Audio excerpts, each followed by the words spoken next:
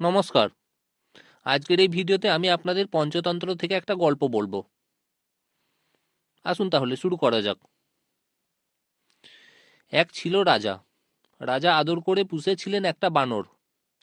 রাজা তাকে খুবই ভালোবাসেন, আদর করে ভালো ভালো খাবার খাওয়ান, নানান কাজ কায়দা শেখান। সেও সেসব শিখে নেয় চটপট। আদরের বানর সারাক্ষণ রাজার সঙ্গে সঙ্গেই থাকে। বানরটা এমন শিক্ষা পেয়েছিল যে কেবল মানুষের ভাষায় কথাটাই বলতে পারত না, নইলে আর সব কাজই কথা মতো করতে পারত।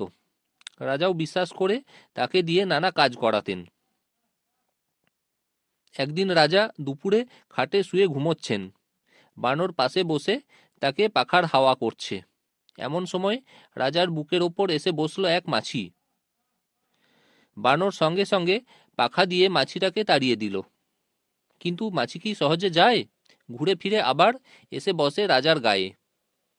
বানরও অমনি তাকে তাড়ায়। এভাবে চলল অনেকক্ষণ। মাছির কাণ্ড দেখে বানর তো রেগে খাপ্পা।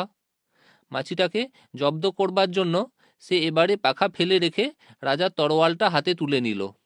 মাছিটাকে কেটে দু টুকরো করবে, এই তার ইচ্ছা।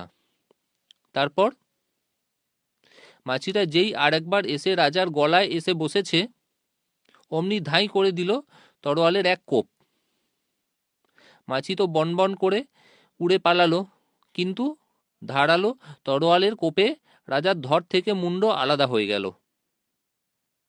মূর্খ অনুচর রেখে ওভাবেই মারা গেলেন সেই রাজা।